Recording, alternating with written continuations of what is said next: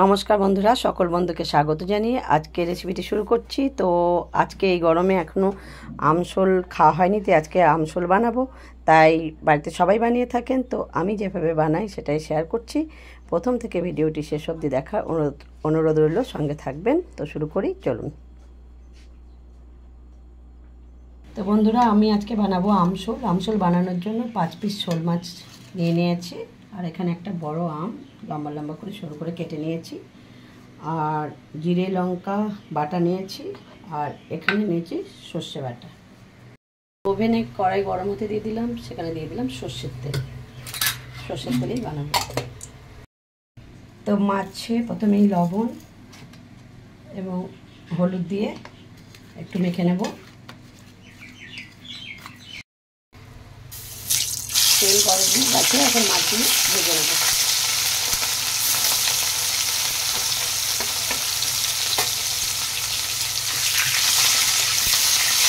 খুব বেশি ভাজবো না, হালকা করে ভাজবো, যেহেতু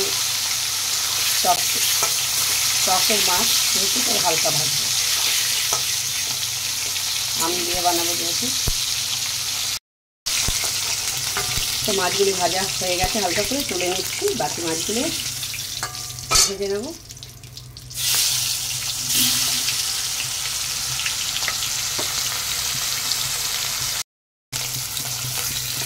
সব মাছগুলি ভাজা হয়ে গেছে। এখন ফোড়নে দিয়ে দিলাম 5 ফোড়ন আর শুকনো লঙ্কা।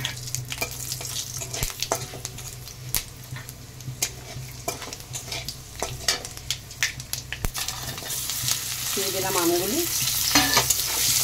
আমগুলি দিয়ে একটু নাড়াচাড়া করে নেব। আমগুলো একটু ভাজা হয়ে গেছে, এখন দিয়ে দেবো লবণ আর দিয়ে দেবো হলুদ, আর একটু নাড়াচাড়া করে নেব।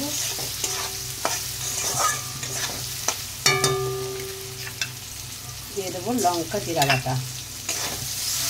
এইভাবে আমশোল বানালে খুব টেস্টি হয় এই লঙ্কা জিরা বাটাটা দিলে।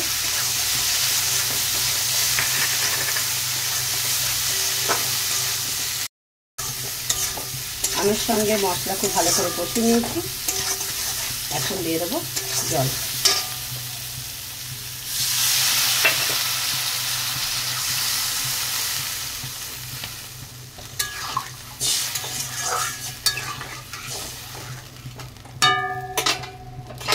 ঝোলটা ফুটতে দেবো। ঝোল ফুটে গেছে, এরপরে মাছগুলি দিয়ে দেবো।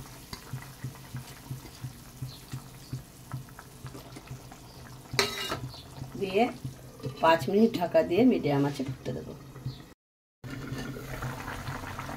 5 মিনিট পর ঢাকা খুলে নিয়েছি। এখন দিয়ে দেবো 1 চামচ সর্ষে বাটা। হালকা করে নাড়িয়ে নেব।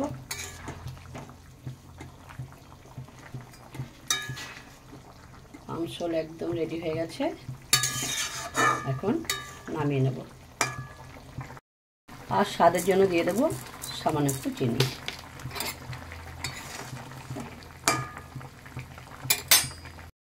তো এখন আমশোলটা নামিয়ে নিচ্ছি।